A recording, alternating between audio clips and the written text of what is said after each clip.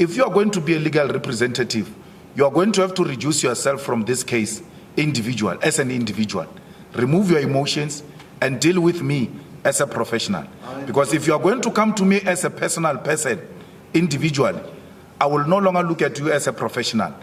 I will decisively deal with you as an individual. I'm going to be president of this country, whether you like it or not. And I will preside over the affairs of this country, including presiding over you. I think you must start adjusting to that reality. The sooner you do that, the less chest pains you'll have when that reality comes. Mr. Julius Malema is always throwing shots at his opponent without any fear or implication. I want us to watch this video trending of Mr. Malema. I will be back. My Lord, as a younger generation in the struggle, we sing the songs those who came before us sang to put ourselves in the position they were before.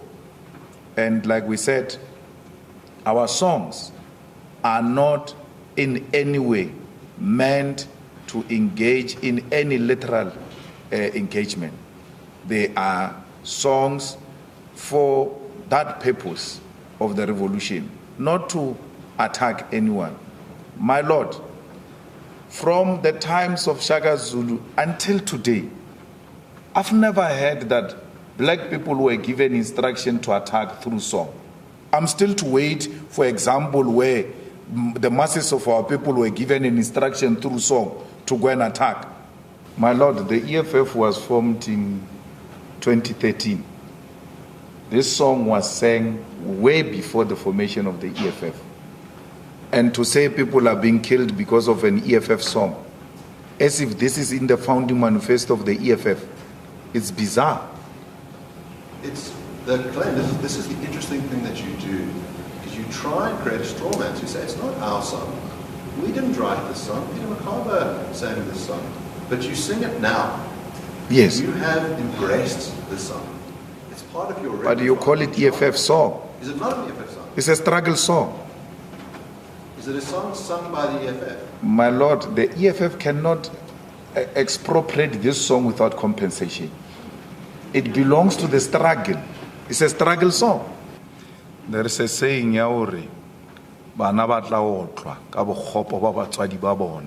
when you steal a car and you pass over the car, to the stolen car to your children, it makes that child a criminal as well, because it's in possession of stolen goods.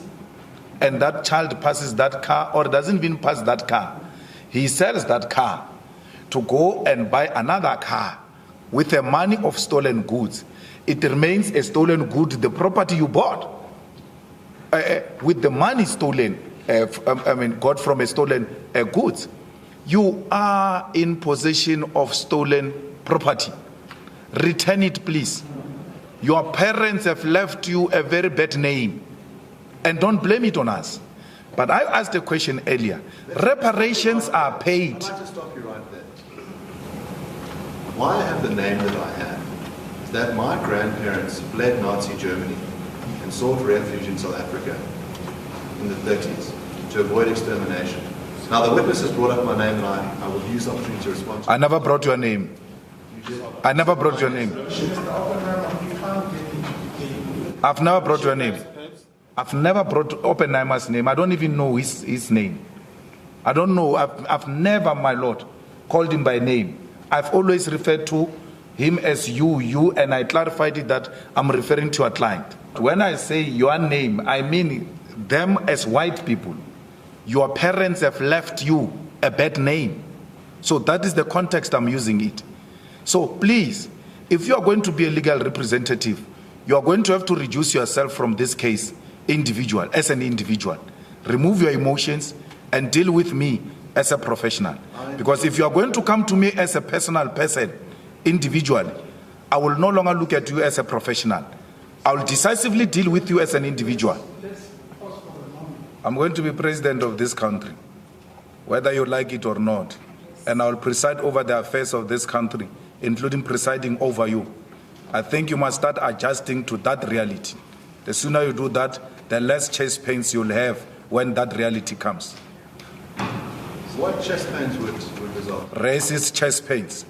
You know, my Lord, we're sitting here with pain, with trauma, and to be interrogated by people like this who perpetuate the segregation, who continue to promote racism in this country. It's really unfair. Thousands of children have seen their mothers being tortured. I was young when police walked into my mother's house and she was sleeping. They took off her blankets off. Men, she was not dressed up. She was sleeping. Men took off her blankets. I live with that for the rest of my life, that some strange men came into my house and took off the blankets of my mother to search if she's not a terrorist. We are still a traumatized nation, if you don't know. And that trauma is real. And don't push us to that pain, because when that day comes, we'll not be scared. I've litigated with Afriforum and Roots before, and they've never brought someone so weak as you.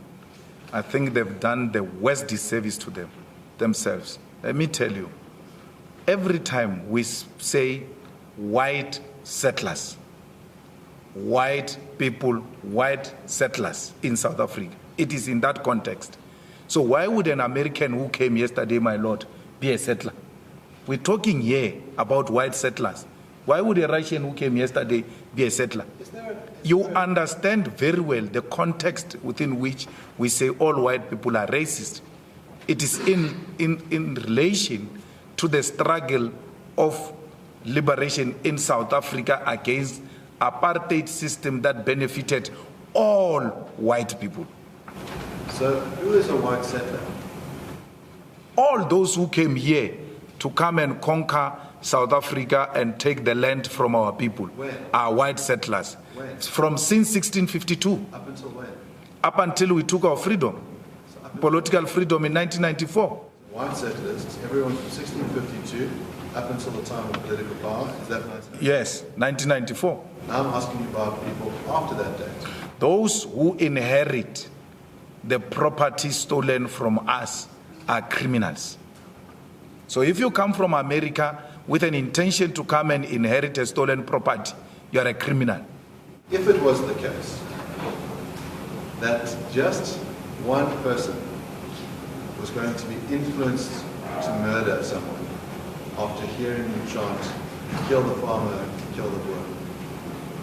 It's a hypothetical case. If someone was to be influenced in that way, would that be a reason for you not to sing the song? No, not at all. Anyone who engages in the killing of anyone because of my chant will not be influenced by my chant.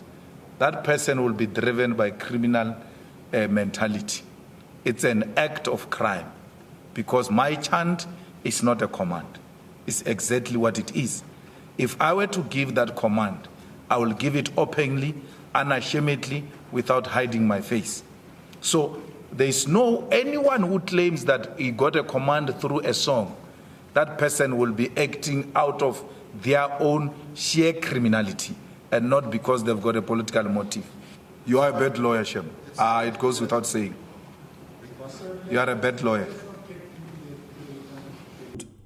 I don't really know the event that led to this particular video, but listening to him, I think it was a music he normally performs on his platforms, which the other side of South Africans think it's a music of violence, and they took him to query him on these particular issues, and he still stand on his grounds to make sure no one control him or no one try to brand him on a particular nature, because as you can listen, they want to brand him as a violent guy or as someone who will cause atrocities against the whites when he comes to power.